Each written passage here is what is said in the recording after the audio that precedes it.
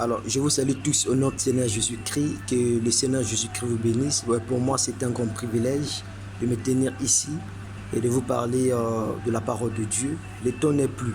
Nous remarquons au fur et à mesure que nous avançons dans le temps, les signes annoncés par la parole se font de plus en plus pressants, indiquant que Jésus revient bientôt. Amen. Et voilà pourquoi nous avons besoin de devenir la parole faite chair. Amen. Parce que Dieu nous a promis dans ces derniers jours, cela va donc se manifester aux yeux des enfants de Dieu. Alors, j'aimerais vous parler sur les 7 dimensions. Amen. Parce que c'est très important. Quand vous devez savoir, quand quelqu'un meurt, il va où? Et nous allons essayer un peu de décortiquer cela avec l'aide de Dieu, parce que la parole de Dieu a été révélée dans ces derniers jours. Hein? Donc, les prophètes d'autrefois n'avaient pas pu entrer dans la pensée du roi, la pensée de Dieu, pour décortiquer les mystères. La Bible dit dans Apocalypse chapitre 10 et au verset 7, mais qu'au jour de la voix du 7e ange, quand tu le sonnerais de la trompette, tout le mystère de Dieu s'accomplira. Amen.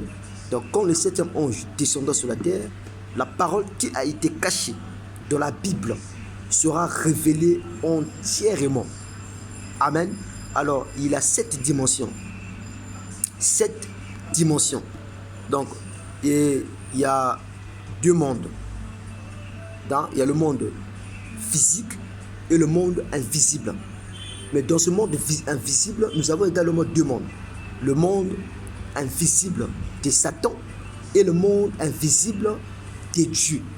Notre Dieu est un paradoxe. Hein? Son nom, c'est le Seigneur Jésus-Christ. Lorsqu'il est venu sur la terre, avant même, l'ovule n'a pas fusionné avec les spermatozoïdes, mais c'était par la parole parlée. Tout ce que vous entendez là, c'est pour embrouiller les enfants de Dieu. Moi, je ne crois pas que Mbango et le Saint-Esprit, c'est un pécheur comme toi et moi. Amen. Je ne crois pas que Branham est le créateur de l'univers. C'est un homme comme toi et moi. Lui-même, le prophète a dit que je suis un pécheur sauvé par la grâce. Amen. Alors, voilà tout ce que je vais vous parler de ce soir. Donc, la première dimension, nous sommes dans le monde physique, c'est la lumière.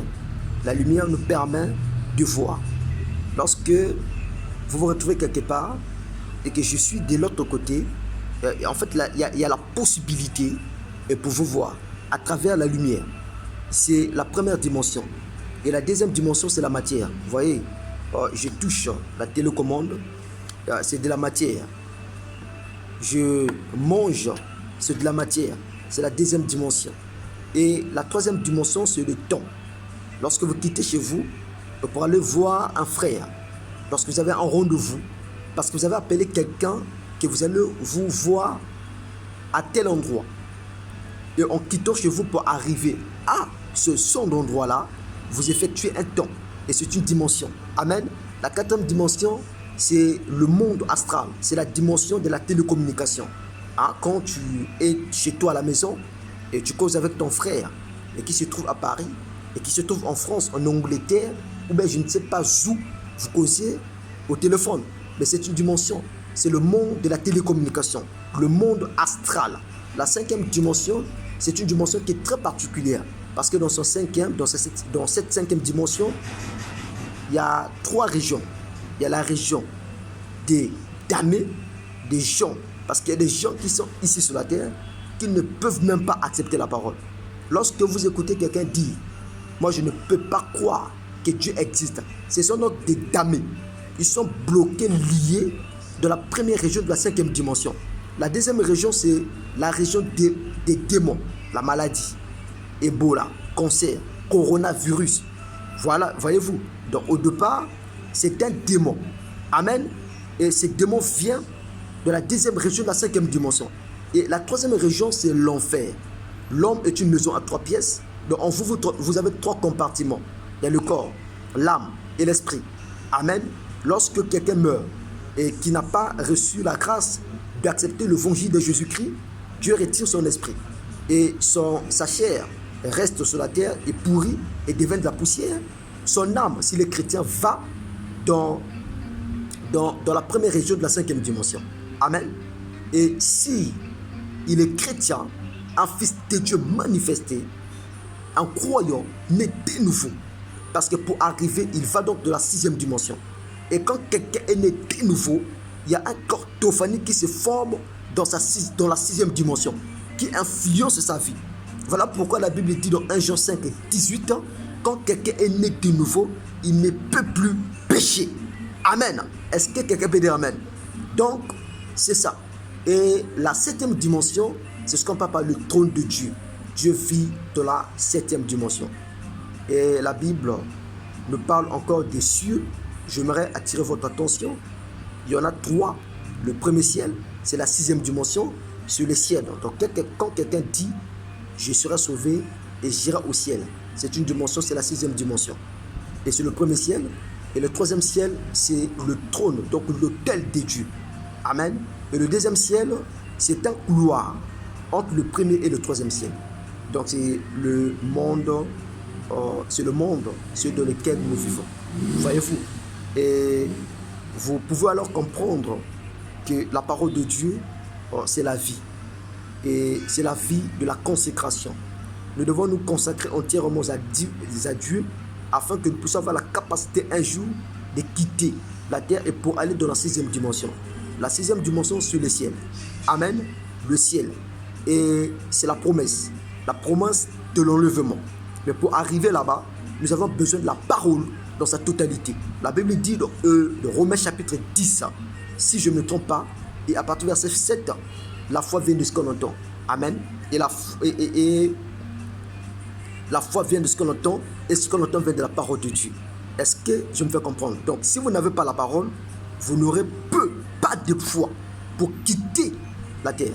Si vous avez la foi dans sa plénitude, ça veut dire que vous aurez aussi la parole dans sa plénitude.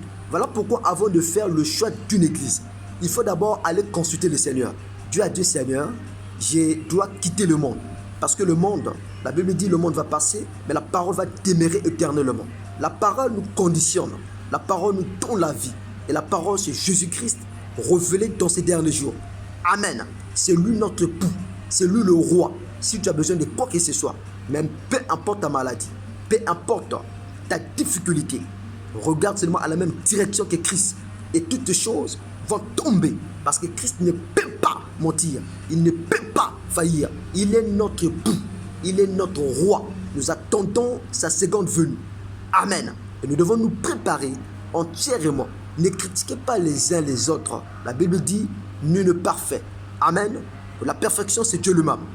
Toi, pour que tu deviennes parfait, il faut que le Dieu parfait vienne habiter en toi. Amen. Rappelez-vous, quand Dieu descendait sur la montagne était devenue sainte. C'est ce que Dieu fait dans le croyant. Quand il descend dans ta vie, tu deviens croyant. Parce que le croyant, c'est Dieu lui-même. Le premier croyant, c'est Dieu. Au commencement, avant de créer, il avait d'abord prononcé la parole. Et la chose s'est matérialisée.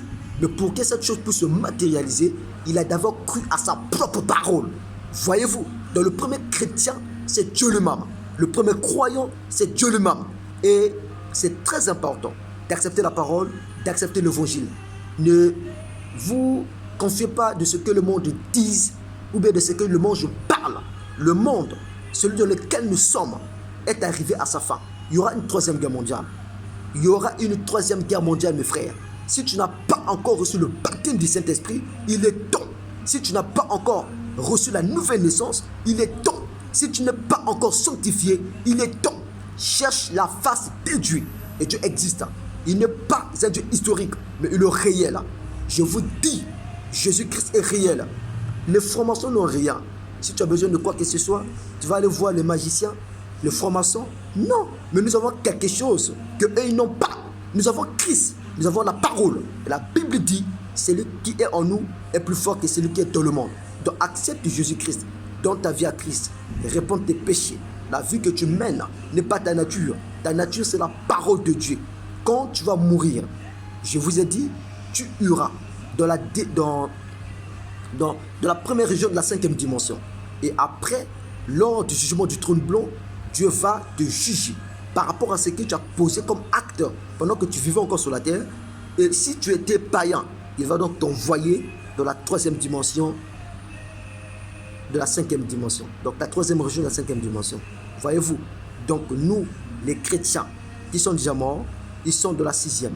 Nous encore, nous sommes sur la terre. Quand il y aura la résurrection, nous allons rentrer dans cette résurrection. Amen. Dans des corps théophaniques. Non, dans des corps théophaniques et ensuite le corps glorifié. Parce que le corps que vous voyez, c'est le corps, c'est le péché. Ça nous est loin de Dieu.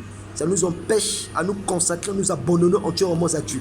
Parce que nous disons que Dieu existe. Mais où sont partis les miracles? Nous disons que Dieu existe. Mais pourquoi nous restons encore dans la pauvreté? Ça veut dire qu'il y a quelque chose qui ne va pas avec notre marche. Et c'est la chair. La chair, elle est toujours grincheuse. La Bible te demande de ne pas avoir une copine. Toi, tu te dis, je dois me réjouir. Je dois avoir une copine. Marcher dans l'impudicité. C'est la chair. Voyez-vous, c'est le premier corps. Mais le deuxième corps, c'est le corps théophanique. C'est un corps lumière. Et ça ressemble à un corps angélique. Amen. Et rappelez-vous de Jésus-Christ. Lorsqu'il visita Abraham. Oh, alléluia. Dieu a créé un corps. Il est rentré dans ce corps. Il visita Abraham. En parlant de Sarah, c'est ce que nous avons constaté dans ces derniers jours. Croyez ce message du temps de la fin. C'est un message spécial.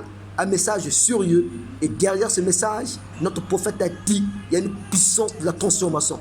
Quand tu crois le message, quand tu crois la parole, amen, la vie de Jésus-Christ rentre en toi. Il se trouve que sa présence enlève en toi les dégoûts des choses du monde. Voilà pourquoi vous allez voir, quand quelqu'un a accepté Christ, il était alcoolique, mais sa vie a complètement changé.